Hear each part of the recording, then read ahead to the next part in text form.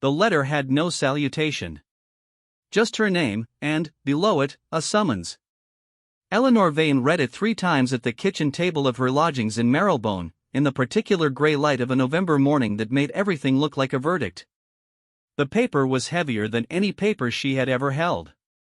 She turned it over, as though the reverse might offer some clarification or at least an apology.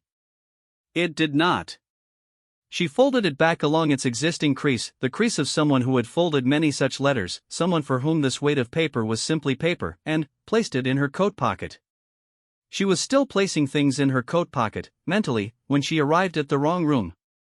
This was not, as it would later be explained to her in tones of elaborate diplomatic regret, entirely her fault. The summons had specified the 3rd anteroom of the East Corridor. The East Corridor had 4 anterooms, a fact which the summons had not seen fit to mention, and the 4th was unmarked, and Eleanor had counted incorrectly, and so it was that at precisely 11 o'clock on the 14th of November she opened a door and walked into a closed session of the Palace Reform Committee. She understood her error approximately 2 seconds after the door clicked shut behind her. The room contained 9 men. They were arranged around an oval table of such extravagant proportions that she had a moment of abstract admiration for whoever had carried it up the stairs. Every man at the table was watching her. At the far end, in the chair that the room's geometry made inevitable, the chair that collected the eye before anything else did, a man had stopped speaking mid-sentence. He was not wearing a uniform. This, she would realize later, was part of why it took her a full 3 seconds to understand who he was. He wore a dark morning coat, very plain. He held a pen. His hands were still. He looked at her the way people look at a piece of furniture that has been moved, certain something is different, unable to name what. "Miss Vane," said the Lord Chamberlain, from somewhere to her left. "This session is closed," she said. "Yes. I apologize." She did not move. Her coat was still buttoned. She had not yet removed her gloves. These seemed, in that moment, important facts. "I was given directions to the 3rd anteroom. This is the 4th. "Yes." She looked at the brass inkwell on the table nearest her. It had 12 facets. She counted them. Then, counted them again. "I see that now." She should have left. The room was assembled for the purpose of her leaving it, its silence a door held open. 9 pairs of eyes. The carpet a deep Prussian blue with a pattern of laurel leaves pressed beneath her boots.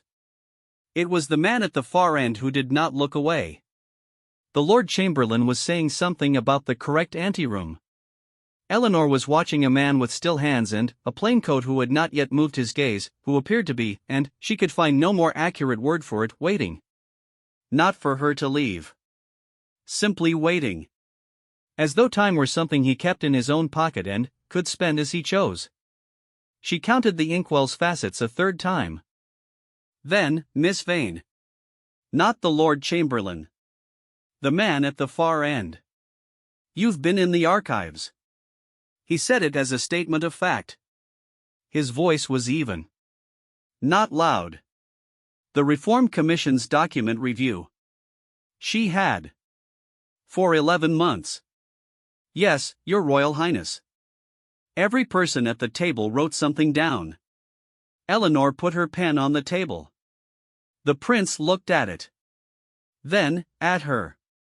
Something passed across his expression, not amusement, exactly. A species of attention. The kind that cost something to give and, so was rarely spent.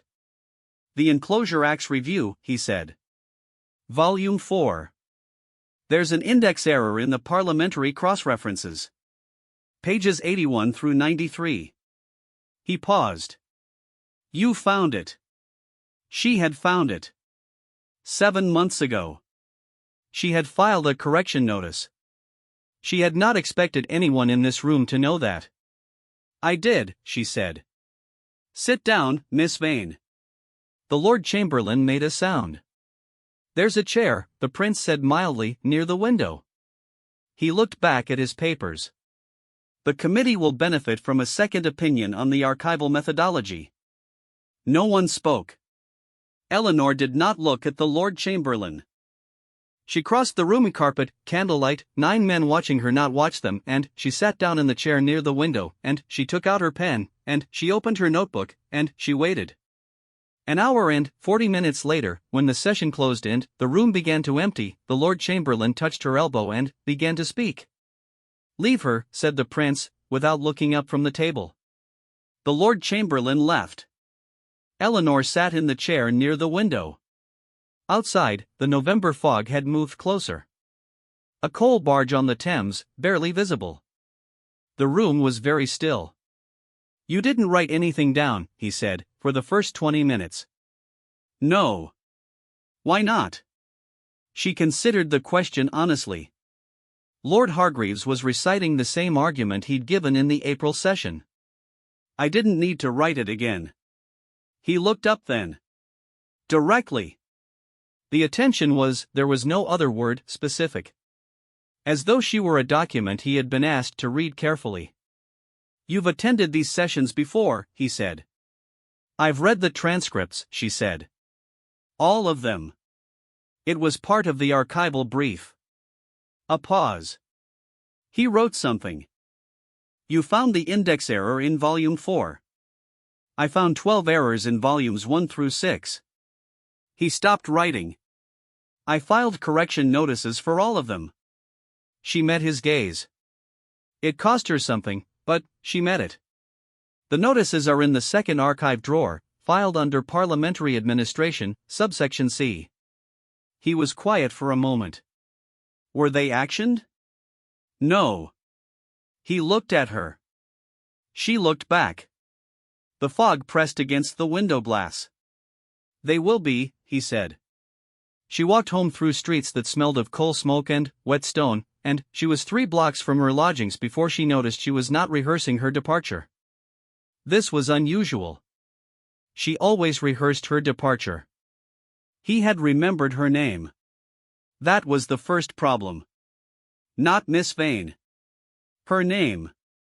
The notice she had signed, all 12 of them, had been signed E. Vane, and, somewhere between the second archive drawer and the committee room, the initial had become Eleanor, and Eleanor had become the name he used when he stopped her in the corridor outside the Parliamentary Records Room on a Tuesday morning when she was carrying 6 volumes and wearing her second-best coat. "Miss Vane." She stopped. Adjusted the books. "Your Royal Highness. I've arranged for you to be reassigned." He said it without preamble. The way one says it will rain tomorrow, a thing simply true.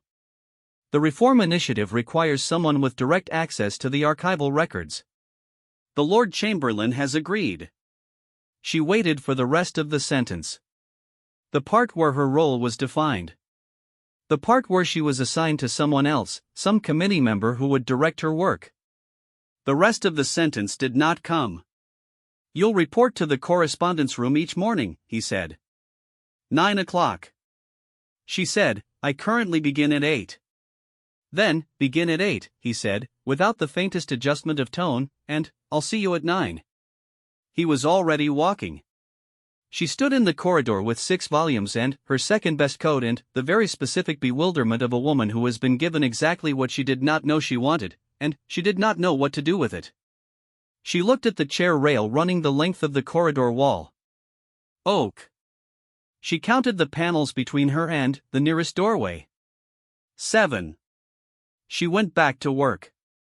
The correspondence room was small and well-lit and contained, at 9 o'clock each morning, the prince and a quantity of letters that had been accumulating since the previous administration's reluctance to address anything requiring actual thought. Eleanor worked from a writing table near the window. He worked from a desk near the door. Mrs. Alderton, a senior lady-in-waiting of remarkable stillness, sat in the corner near the fire and was ostensibly engaged in embroidery. Mrs. Alderton was not embroidering. The work was real. That surprised her. She had expected ceremony, the comfortable performance of reform, letters to be signed, committees to be formed, nothing to be decided. Instead, there were documents with actual consequences, tenancy provisions, parliamentary testimony, land commission reports with notes in the margins in a small, exact hand that she recognized from the committee room. Questions she was asked and expected to answer. Arguments she was expected to make. She made them. On the third day he asked her opinion on the testimony methodology for the enclosure hearings, and she gave it, and he disagreed, and they argued for 20 minutes about the admissibility of oral testimony in parliamentary record, and Mrs. Alderton's embroidery needle made no sound at all, and Eleanor was most of the way through explaining her counterposition when she became aware that she had ceased to moderate her tone. She moderated it. "You don't need to do that," he said. She looked up from the document. "Stop when you're mid-argument," he said. "You were right. The oral testimony issue is more complex than the current framework allows." He made a note. "Continue." She continued. Later she would not be able to explain why this felt like something had been returned to her that she had not known was missing. There was a loose thread on the arm of the chair she was never quite sure she was permitted to sit in. She did not pull it. On the 5th day she stopped noticing it. On the 7th day he asked her about the correction notices. All 12 of them. He had read them. Not summaries, the full notices, with her annotations. He asked specific questions. He had cross-referenced 3 of them against the original legislation. She answered. He listened. That was all. She did not know what to do with a man who listened without it costing him anything visible.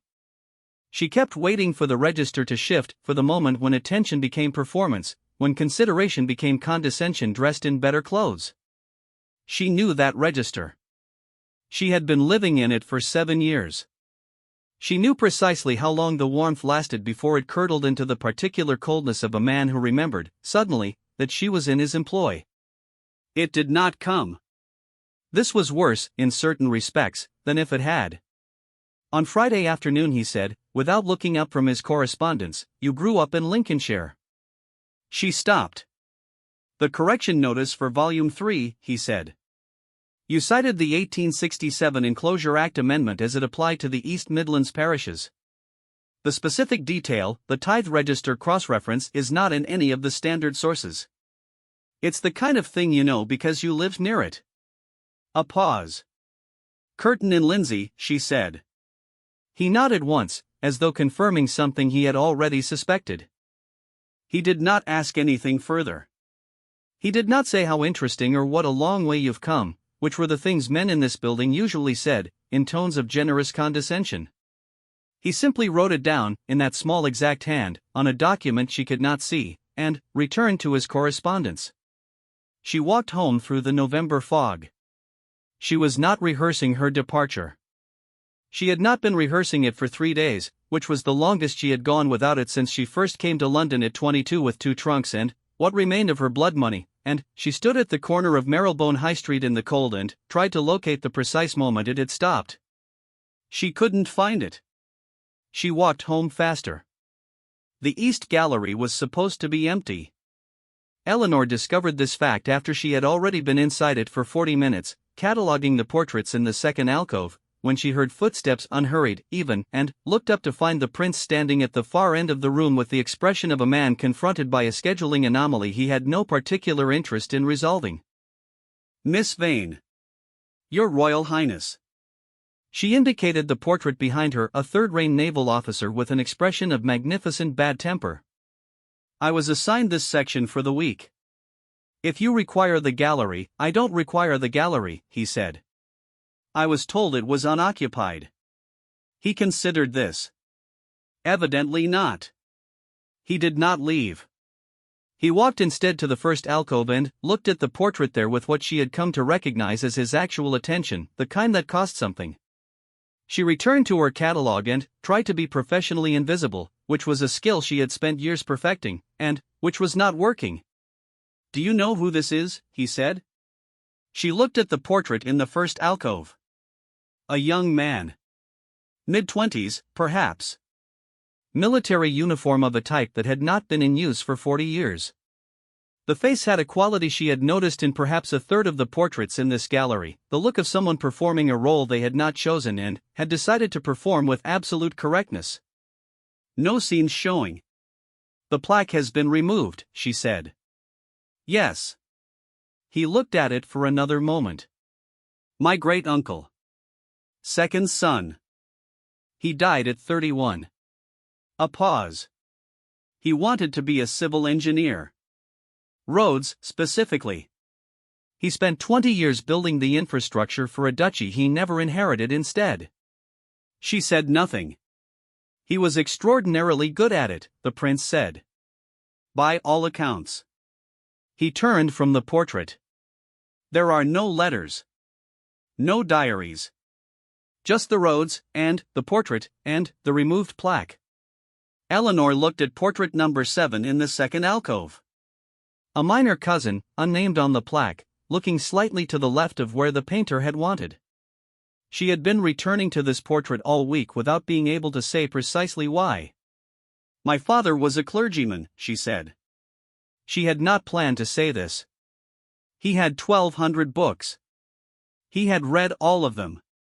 He could speak on almost any subject with precision and clarity. She kept her gaze on the portrait of the minor cousin looking left.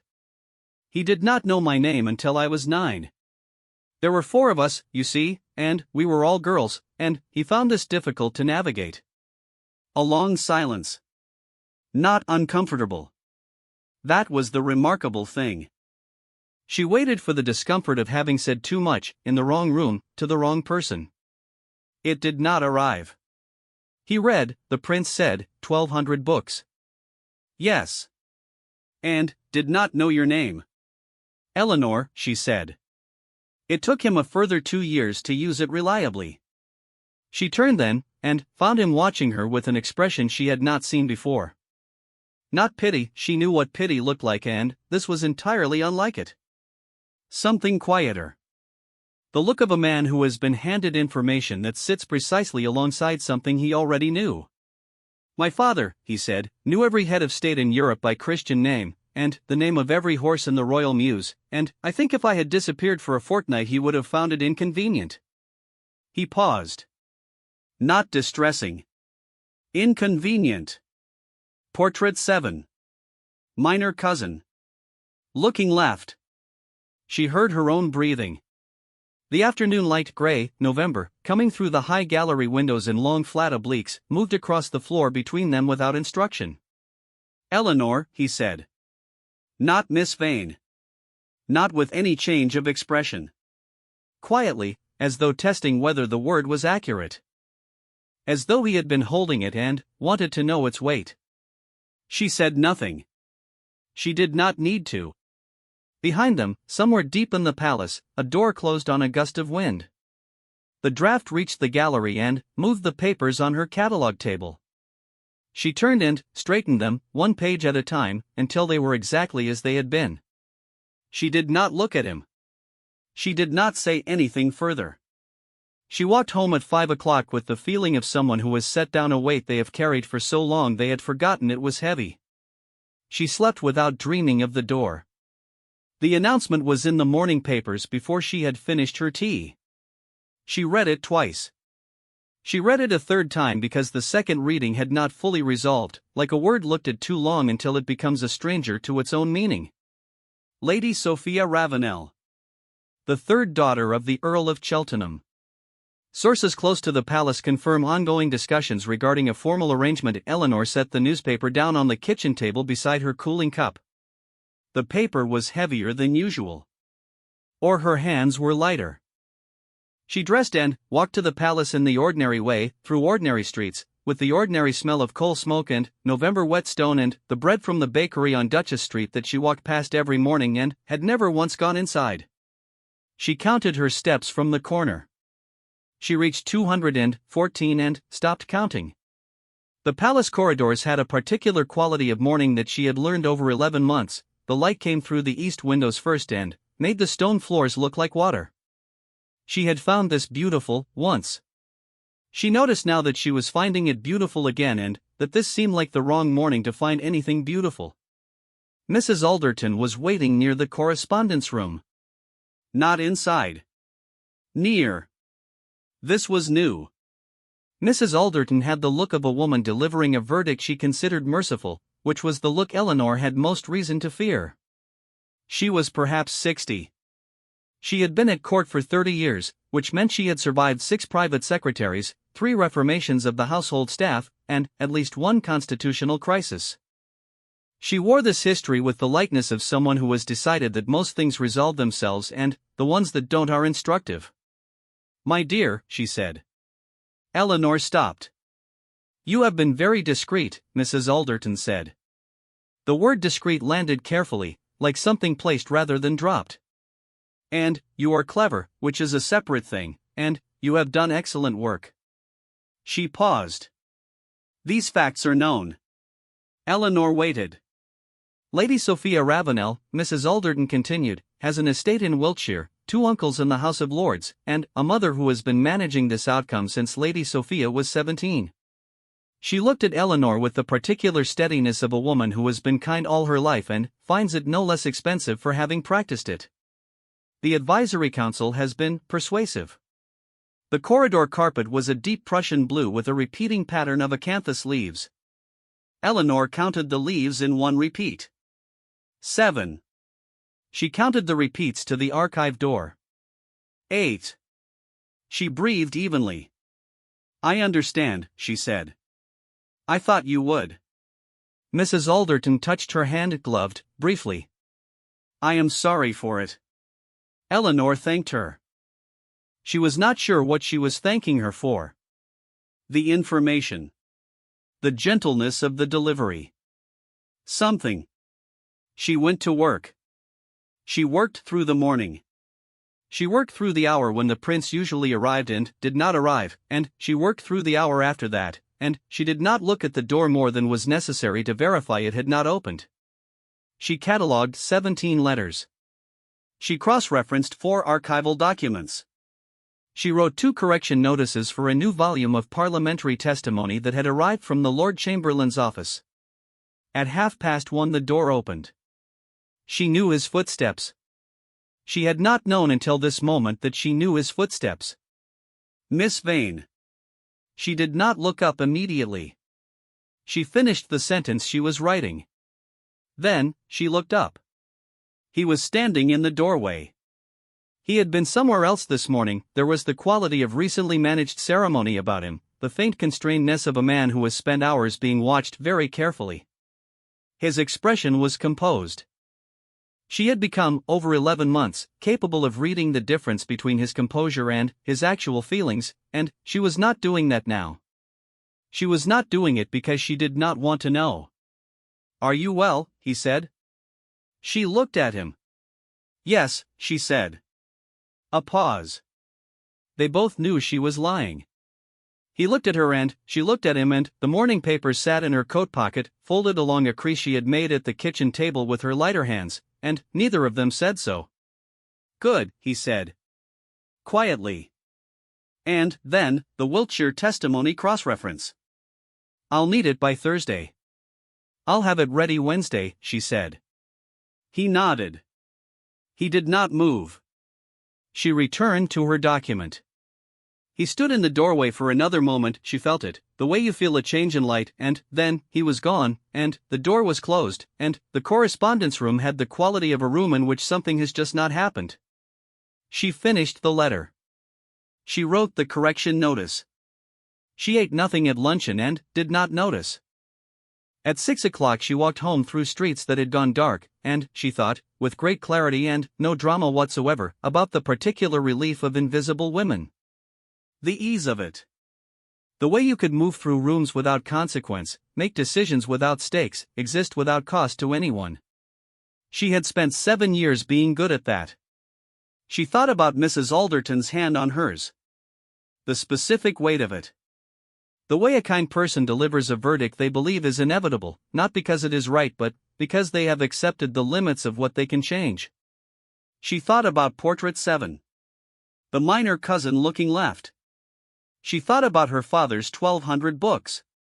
She sat at her kitchen table that evening with a sheet of paper and a good pen, and she wrote her letter of resignation in the clear uncrowded hand she had learned at her father's insistence, at the age of 7, because legibility was the one thing he required of her. She wrote it correctly. She folded it. She put it in her coat pocket, beside the morning paper she had not yet thrown away. She did not send it. She sat for a long time at the kitchen table in the particular silence of a woman who has just understood something about herself that she cannot ununderstand, and the candle burned, and the fog moved against the window, and she did not cry. She had learned early that quality of attention had a price. She went to bed. She did not sleep for a long time. She had the letter in her coat pocket when he walked into the archive for the last time. This was a Tuesday. The morning light through the archive windows was the thin winter kind, the kind that does not warm anything but makes it visible. Eleanor was at the long central table with a document box and her catalog notebook and the specific focused quiet of someone who was not thinking about the thing they are thinking about. The door opened. She had learned his footsteps. She knew them before she turned. He was carrying a newspaper. She looked at it. The paper was folded to the center page, and she could see, from where she stood, the width of the column, the particular weight of a byline. She did not yet know what it said. Page 7, he said. The morning edition. She took it from him. She read the column. Her name was in the third paragraph. Not a palace archivist or a member of the reform staff. Her name. Eleanor Vane, archival research assistant, whose correction notices and cross-referencing methodology had formed the evidentiary backbone of the Prince's Reform Initiative, published under the Prince's own name in a 2-page statement submitted directly to the editor of the Times. The Advisory Council had not seen it before it was printed. The Advisory Council had not seen it before it was printed because it had been submitted the previous evening, without consultation, by the Prince himself. She read the column a second time. Outside the archive window, somewhere in the palace's inner courtyard, she could hear the specific quality of movement that meant people were being summoned. Footsteps. More than usual. Moving with purpose. Lady Sophia Ravenel's family, he said, has this morning indicated that the arrangement was premature. He said this without any expression she could identify, in the same tone he used for parliamentary cross-references. The Advisory Council is currently in session. She set the newspaper down on the table. They're not pleased, she said. No. He looked at her. They will manage it. She thought about this. She thought about the weight of the letter in her coat pocket. She thought about a man who had spent 20 years building roads for a duchy he never inherited. She thought about Portrait 7, the minor cousin looking left of where the painter had wanted, unnamed on the plaque. The door was open. It had been open for 11 months, in various forms, the door back to the quiet, the invisible, the room where no one used her name. She could still walk through it. Take the letter out of her pocket and put it on the table between them and walk out through the archive door and down the stone corridor and past the bakery on Duchess Street and back to Marylebone, and he would let her go, because he was a man who did not crowd. She knew that. She also knew, standing in the archive in the thin winter light, that the thing she was afraid of was not loss. She had lived with loss. She had been built partly from it. The thing she was afraid of was belief, the specific, vertiginous business of believing that she was worth what was being offered to her. She looked at the window. The light made everything visible. The dust on the document box. The crack in the plaster near the east wall. The newspaper, page 7, with her name in the third paragraph. She reached into her coat pocket. She took out the letter. She did not hand it to him. She did not explain it. She walked to the small coal fire burning in the archive grate and she held the letter in the flame until it caught, and then she set it in the grate and watched it burn. He watched with her. He did not ask what it was. The paper became ash. She counted nothing. The fire made the small sounds of a fire doing its ordinary work, and the ash fell, and the room was very still. The Wiltshire testimony, she said. I finished it last night. It's in the second drawer, subsection C. Thank you, he said. She turned from the fire. He was looking at her the way he had looked at her in the committee room on that first morning, the specific, unhurried attention of a man who has found the word he was looking for and is in no hurry to use it. The room was warm. The light was thin and winter clear and illuminated everything without apology. She did not lower her eyes. "Miss Vane," he said. "Eleanor," she said. "A correction." Quiet and exact, in the clear uncrowded hand she had learned to write with, at the age of 7, because her father had required at least that much of her. Testing whether it was accurate. Deciding it was. He was still for a moment in the way that meant something was being set into place. "Eleanor," he said. Outside, the footsteps continued. The advisory council, in session. The morning papers, already printed and distributed across the city. Her name in the third paragraph, impossible to retract. The fire had done its work. She stayed. Not because a prince had chosen her. Not because the letter was ash and there was nowhere left to go.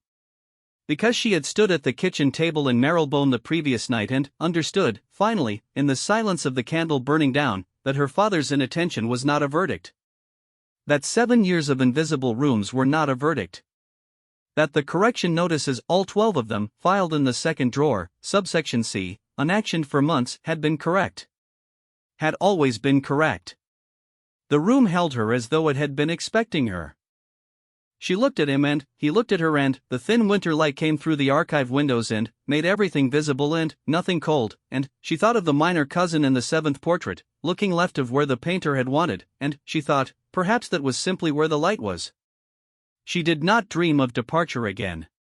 A narrow kitchen table in modest Marylebone lodgings, early November morning, weak grey daylight through a single sash window with condensation on the glass. A young woman in a plain dark dress sits alone, holding a thick cream-colored letter with a wax seal, turning it over in her hands. Her face is composed but watchful. A half-drunk cup of tea sits cooling beside her. Coal fire barely lit in a small grate. Realistic photograph style, cinematic lighting, Victorian England. A woman in a dark wool coat, hair pinned neatly, walking along a London street in November fog. Gas lamps glowing amber in the grey morning. Her posture is correct and careful. The street is quiet, wet stone gleaming. She holds nothing in her hands. Her coat pocket slightly bulged by a folded letter. Realistic photograph style, cinematic lighting, Victorian England. The exterior approach to a grand palace building, November morning, a stone forecourt wet from recent rain. A young woman in a plain coat and gloves crosses the courtyard alone, small against the scale of the architecture. Footmen at the entrance observe her passage without acknowledgement. The sky is low and white. Realistic photograph style, cinematic lighting, Victorian England. A long palace corridor with stone floors and tall wainscoted walls, lit by gas sconces. A young woman pauses before a doorway, one hand on the brass door handle, reading a small printed card fixed beside the door. Her expression is carefully neutral. The corridor is otherwise empty. Deep Prussian blue carpet runner. Realistic photograph style, cinematic lighting, Victorian England. A palatial committee room, midday, lit by tall windows and a branched chandelier. A long oval mahogany table with 9 men in formal morning dress seated around it. All eyes are turned toward the doorway. A young woman in a plain dark coat stands at the threshold, one gloved hand still on the door. At the far end of the table a single man has not shifted his posture. The room is very still. Realistic photograph style, cinematic lighting, Victorian England. Close detail of a brass inkwell on a polished committee table, candlelight and window light crossing its surface. The inkwell has 12 facets clearly defined. A woman's gloved hand rests nearby on the table's edge, not touching the inkwell, very still. Realistic photograph style, cinematic lighting, Victorian England. A committee room from the perspective of the far end of the table. 9 men in morning dress. Among them, a young woman in a plain dark coat sits in a chair near a tall window, her notebook closed on the table before her, her pen set down. The other men are writing. She alone is not. Thin November light through the window glass. Realistic photograph style, cinematic lighting, Victorian England. A man at the head of a committee table, mid-30s, in a plain dark morning coat, pen in hand. He has stopped writing. He looks toward the far end of the room with an expression of specific, unhurried attention. The other men at the table are not looking at him. He is the only one who appears entirely still.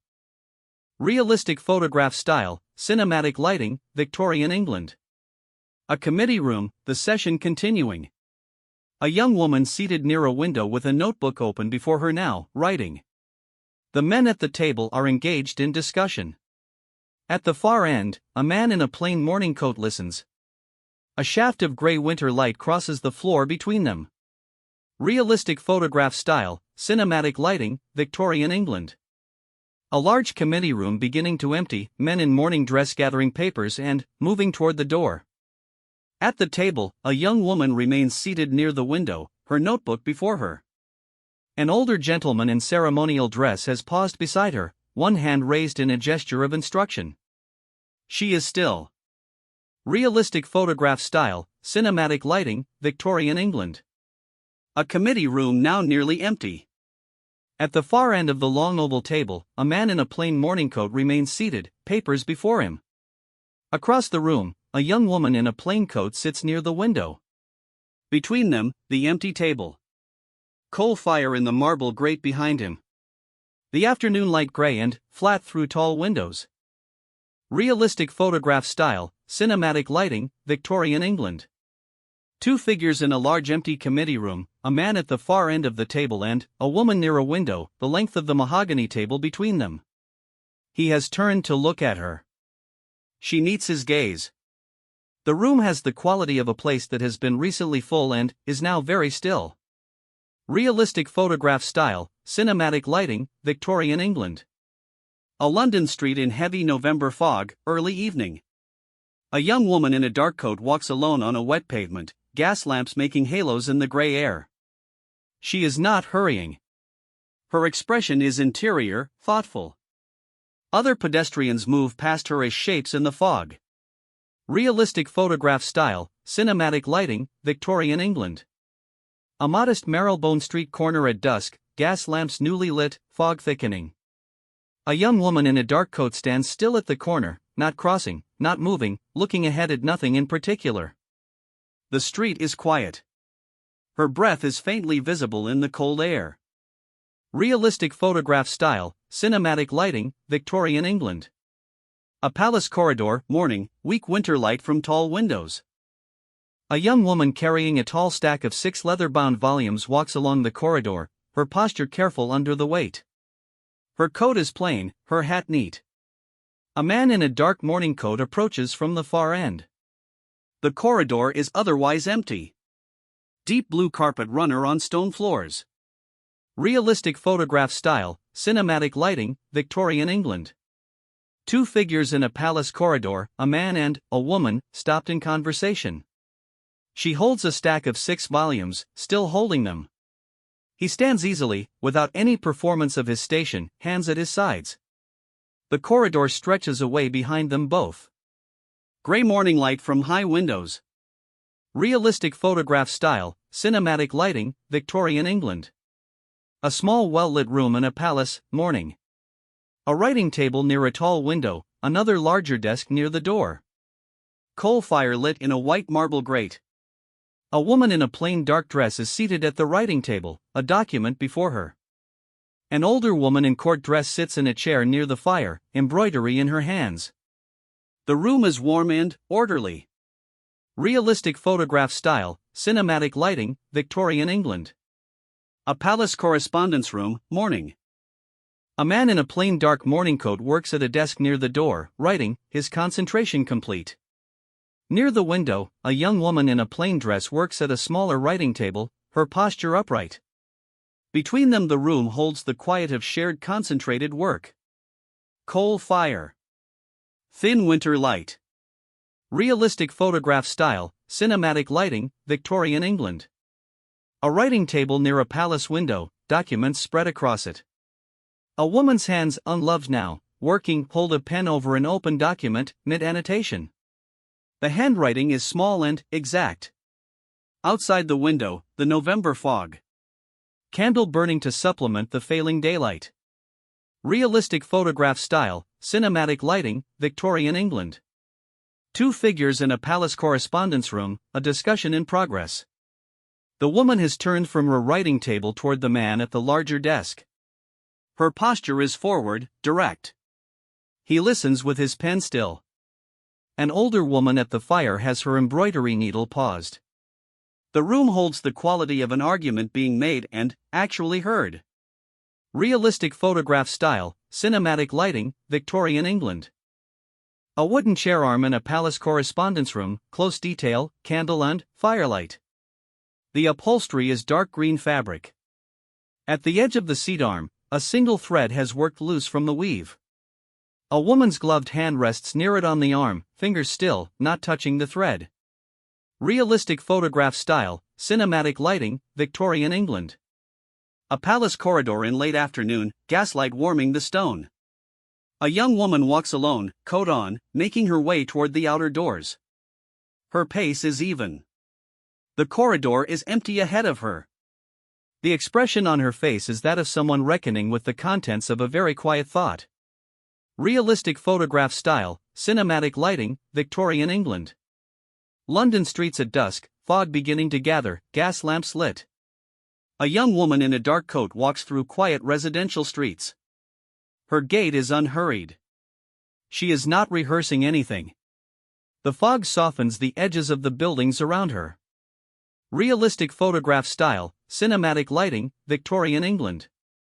A palace correspondence room, morning, work in progress.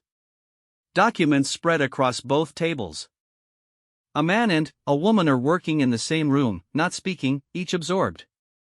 The coal fire has burned lower. The winter light through the window is sharper today. There is the quality of two people who have stopped performing the distance between them. Realistic photograph style, cinematic lighting, Victorian England.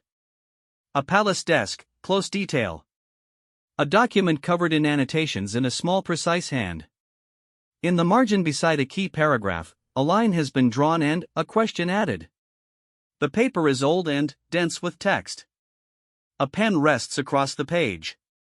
A second pen, different weight, is visible at the desk's edge. Realistic photograph style, cinematic lighting, Victorian England. A palace correspondence room. A man at his desk has set down his pen and is looking toward the window, where a woman sits working with her back 3/4 to him. He has said something. She has not yet turned. The room holds the suspended quality of a sentence just spoken. Realistic photograph style, cinematic lighting, Victorian England. A woman in a plain dark dress, turned in her chair to face across a room. Her posture is alert, direct. She is looking at a man across the room who is looking back. The coal fire is low. Outside the window the afternoon has gone gray and close. Her expression is one of a woman who has just told the truth and is waiting to see what it costs. Realistic photograph style, cinematic lighting, Victorian England. A long palace gallery, afternoon, lit by high north-facing windows. The walls hung floor to ceiling with painted portraits in heavy gilt frames. A woman in a plain dress moves along one wall with a catalog notebook open in her hands, examining the paintings. She is alone. The gallery is very long. The light is cool and even. Realistic photograph style, cinematic lighting, Victorian England. A palatial portrait gallery, afternoon light from tall windows.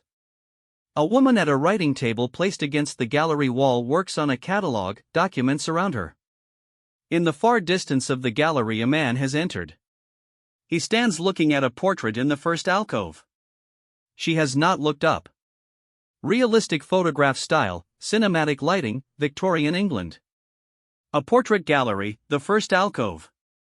A man in a plain dark morning coat stands before a large oil painting of a young man in a military uniform of an earlier era. He looks at it with deliberate attention. The portrait's subject has the expression of someone performing a role they have accepted. The gallery is quiet. Afternoon light. Realistic photograph style, cinematic lighting, Victorian England. Two figures standing before different paintings in a long portrait gallery, separated by the length of the gallery, not facing each other. Both are looking at the paintings. The gallery is empty of other people. The afternoon light falls in long flat obliques from the high windows. Realistic photograph style, cinematic lighting, Victorian England. A portrait gallery. Two figures now standing closer, not beside each other, but near the same alcove. Both looking at a painting. Neither is turned toward the other. The quality of the space between them has changed from the distance of strangers to the proximity of people sharing something. Afternoon light through high gallery windows.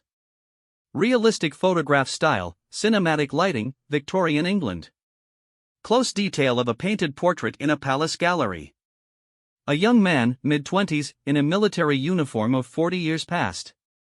His expression is of someone performing a role they chose to perform correctly. His eyes look out from the canvas with a quality of banked intelligence. The plaque below the portrait has been removed, leaving a pale rectangle on the wooden frame.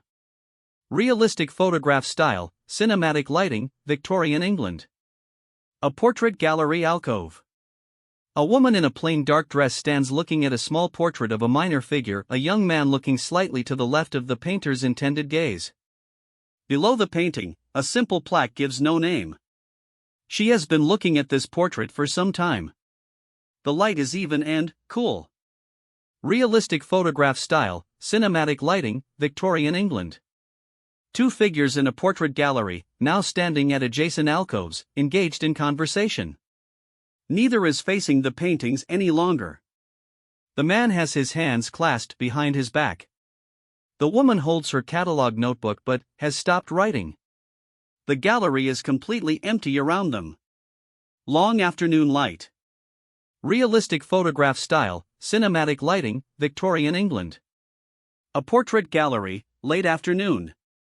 Two people standing still in conversation, the paintings rising above them on both sides. The light has moved lower and more oblique. Neither figure is performing anything. There is the quality of a room in which ordinary social architecture has quietly dissolved. Realistic photograph style, cinematic lighting, Victorian England. Close detail of a palace gallery window, late afternoon. Outside, the November sky is white and deep, the bare branches of trees in the inner courtyard visible. Inside the window glass, a faint reflection of two figures standing together. The light in the reflection is warm against the cold exterior sky. Realistic photograph style, cinematic lighting, Victorian England. A palace gallery, late afternoon. A man and a woman stand in the same alcove, not touching, the portrait of the minor cousin behind them. He has said something. She has not moved. The light has gone the particular gold gray of late November, the last of it coming through the high windows at a steep angle. Realistic photograph style, cinematic lighting, Victorian England. A palace gallery, late afternoon. A woman alone, turned from a portrait, moving back toward her work table. Her posture is the same as always, correct, careful, but something in the set of her shoulders is different. She is moving through the gallery as though the room knows her. Documents on the table ahead. Realistic photograph style, cinematic lighting, Victorian England. A document table in a palace gallery alcove, late afternoon. Papers and a catalog notebook, a pen set down mid-annotation. A woman's hand straightening a page that the draft from a distant door has moved. She straightens it exactly as it was. Her hands are steady. Realistic photograph style, cinematic lighting, Victorian England. A portrait gallery, evening beginning to gather. A woman in a plain dark dress gathering her materials, catalog notebook, documents, pen from the table, preparing to leave. The gallery has gone into its evening quality, the portraits receding into shadow above the gas sconces. She does not look back at the painting of the minor cousin as she leaves. Realistic photograph style, cinematic lighting, Victorian England. A London street at dusk, late autumn. A young woman in a dark coat walks with a slightly different quality than before, less rehearsed, less self-monitoring. The gas lamps are lit. The fog is gentle tonight. She passes a bakery, its window warm and lit without stopping, but she notices it. Realistic photograph style, cinematic lighting, Victorian England. A modest bedroom in Marylebone lodgings, night. A narrow bed, a window with curtains drawn against the dark. A woman lies in bed, eyes closed, her breathing even. The candle on the bedside table has been extinguished. The room is quiet and warm. There is no quality of tension in it.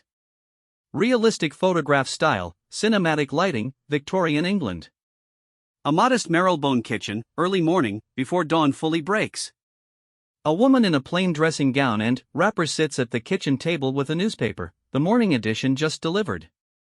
Her face in the weak early light. She reads. Her expression does not change as she reads. She reads it again. Realistic photograph style, cinematic lighting, Victorian England. Close detail of a folded newspaper, morning edition, on a kitchen table. The paper is folded to one column. Visible among the dense print, two words that stand slightly apart from the surrounding text. A half-drunk cup of tea beside it. A woman's hands flat on either side of the newspaper, not holding it, pressing the table.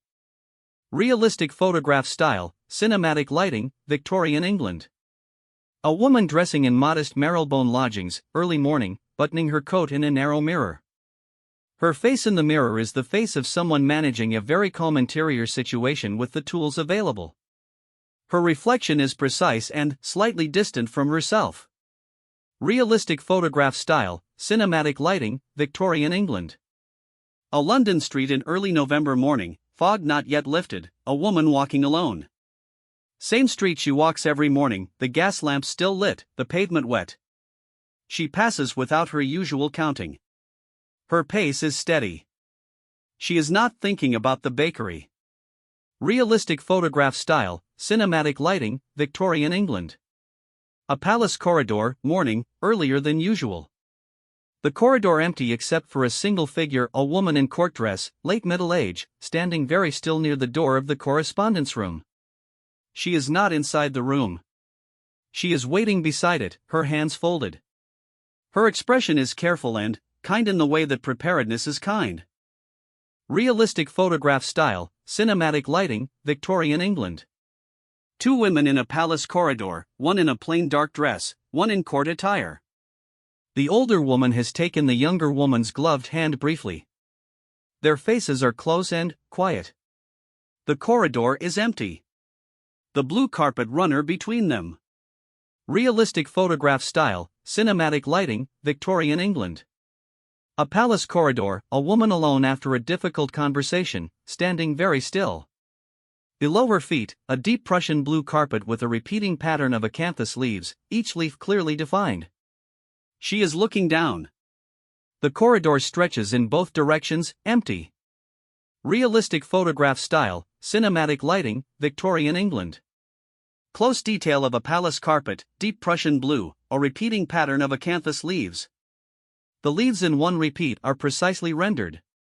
The pattern continues in both directions across the corridor floor. Rich coal fire light from a nearby sconce warms the color. Realistic photograph style, cinematic lighting, Victorian England. A woman at a writing table in a palace correspondence room, working alone, mid-morning. The room has the quality of a room from which someone is absent. The chair near the larger desk is empty. The coal fire is lit. She works steadily without looking at the empty chair. Realistic photograph style, cinematic lighting, Victorian England. Close detail of a woman's hands on documents, working. She is annotating a letter, the handwriting small and exact. The pen moves steadily. The documents beneath are dense with official text. Her grip on the pen is light and practiced. Realistic photograph style, cinematic lighting, Victorian England. A palace correspondence room, afternoon, the light from the window lower and more direct. A woman works alone at her table. A stack of completed correspondence to her right, slightly taller than when she started. The door is still closed. The room is very quiet. Realistic photograph style, cinematic lighting, Victorian England. A palace corridor, late afternoon, a man walking with the compressed quality of a man who has been in formal company for many hours and is returning to something else. His coat is immaculate. His pace is even and unhurried, but there is purpose in it. The corridor stretches ahead of him. Realistic photograph style, cinematic lighting, Victorian England. A palace correspondence room doorway. A man has just entered and stands in the doorway, one hand still on the door. He holds a newspaper. A woman at the writing table near the window has looked up from her work. She is looking at the newspaper in his hand, not at him. The room is still. Realistic photograph style, cinematic lighting, Victorian England. Two figures in a palace correspondence room, a man standing near the door and a woman at her writing table. Neither is moving. He is looking at her. She is looking at something on the table. The coal fire has burned lower. The afternoon light is flat and grey. Realistic photograph style, cinematic lighting, Victorian England. A palace window, close detail, late afternoon.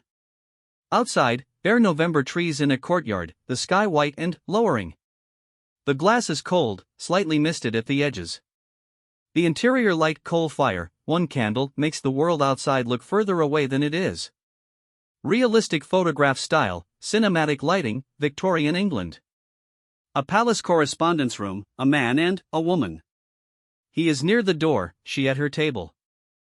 Between them the ordinary room with its coal fire and its working tables. She has returned to her document. He has not left. He is looking at the back of her head, or past her, or at nothing. The room holds the quality of a conversation that happened without either person speaking. Realistic photograph style, cinematic lighting, Victorian England. A palace corridor, a man and a woman, a brief exchange. He has turned to leave.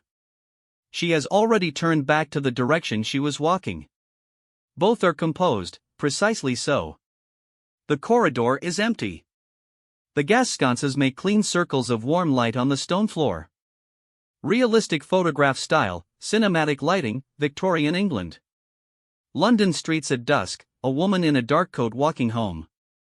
The streets have gone dark and the gas lamps are bright now. She walks steadily. She does not count her steps. She passes the bakery on the corner and does not look at it and does not look at it. Realistic photograph style, cinematic lighting, Victorian England. A modest Marylebone kitchen, evening. A woman in a plain wool dress sits at the kitchen table. On the table before her, a candle lit, a sheet of good writing paper, a pen uncapped, and a folded newspaper to one side. She is about to write. Her posture is very upright. Her expression is one of a woman doing something she has decided to do. Realistic photograph style, cinematic lighting, Victorian England. Close detail of a letter being written by hand on a kitchen table, candlelight. The handwriting is clear and uncrowded, small and precise. The words fill the page steadily. The candle casts an unsteady warm light. A woman's wrist moves steadily across the page. Realistic photograph style, cinematic lighting, Victorian England. A Marylebone kitchen, night. A woman sits at the table with a completed letter before her, folded. She has not moved for some time. The candle has burned noticeably lower. The folded letter sits in front of her. She is looking at it, or past it. The kitchen is warm and very quiet. Realistic photograph style, cinematic lighting, Victorian England. Close detail of a coat pocket. A woman's hand places a folded letter into the inner pocket of a dark wool coat. The coat is hanging on a chair. The letter disappears from sight. Realistic photograph style, cinematic lighting, Victorian England. A modest Marylebone bedroom, late at night, candlelight. A woman sits on the edge of a narrow bed, still dressed, her coat removed and folded across the chair. Her hands are in her lap. The room around her is very still. The expression on her face is that of a woman who has understood something and is not yet certain what to do with it. Realistic photograph style, cinematic lighting, Victorian England. A palace archive room, morning, thin winter light through tall windows. Long shelves of bound volumes and document boxes. A central table with a working space cleared. A woman in a plain dark dress stands at the table, one hand on a document box, looking toward the door. She has heard something. Realistic photograph style, cinematic lighting, Victorian England. A palace archive room, morning. A man has entered and stands just inside the door. He holds a newspaper folded to a particular page. A woman stands at the central table. There is a quality of charged stillness between them, both very still, both looking at the other. Realistic photograph style, cinematic lighting, Victorian England. Close detail of a newspaper page, held by a man's hands, folded to reveal a column of text. In the third paragraph of the column, a name printed in standard newsprint type. The paper is the morning edition of the Times. The hands holding it are completely still. Realistic photograph style, cinematic lighting, Victorian England. A woman in a palace archive room, reading a newspaper. Her face in thin winter light. She reads. She reads again. Her expression is one of a woman reading a thing she understands the full weight of. Realistic photograph style, cinematic lighting, Victorian England. A palace archive window, interior. Outside, the inner palace courtyard in winter morning light. Movement visible in the courtyard, figures crossing with purpose, the specific quality of official summoning. The window glass between the viewer and the movement outside. Cold panes, warm interior. Realistic photograph style, cinematic lighting, Victorian England.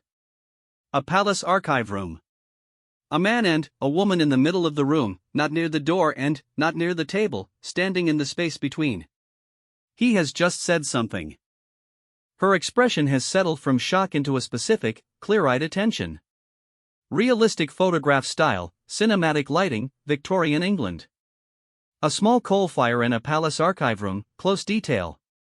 Flames low and steady in a black iron grate. The warmth visible in the quality of the light it casts on the stone floor before it. The archive is otherwise lit by window light only. Realistic photograph style, cinematic lighting, Victorian England.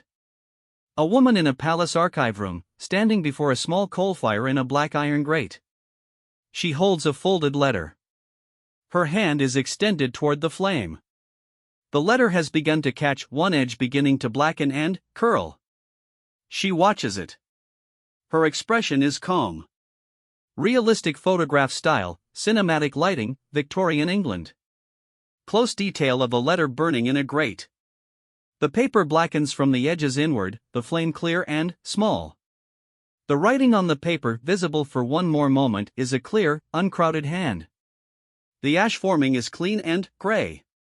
Realistic photograph style, cinematic lighting, Victorian England. A woman in a palace archive room, standing before a grate where the fire has returned to its ordinary burning. A small amount of clean ash on the grate floor. She watches the fire. Her hands are empty. Her expression is one of a woman who has finished something. Realistic photograph style, cinematic lighting, Victorian England. A palace archive room. A man stands near the door watching a woman at the grate. He has not moved. He does not ask anything. She is standing with her back to him, watching the fire. The room between them is full of thin winter light and warm firelight. Realistic photograph style, cinematic lighting, Victorian England. A palace archive room, the document table. Documents in order. A catalog notebook with a pen across it. Everything as it was before this morning, returned to its working arrangement. The newspaper is no longer on the table. The room is orderly and warm. Realistic photograph style, cinematic lighting, Victorian England. A palace archive room. A woman has turned from the grate to face the room. A man stands near the door. She is looking at him directly. He is looking at her. The room holds the specific quality of two people who are no longer managing anything. Thin winter light through tall windows. Coal fire. Realistic photograph style, cinematic lighting, Victorian England. Two figures in a palace archive room, a man near the door and a woman in the center of the room. The distance between them is small. Neither is performing composure. The window light falls on both of them without preference.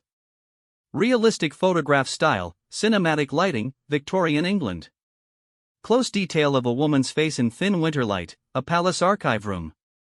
She is looking directly at something, or someone, across the room.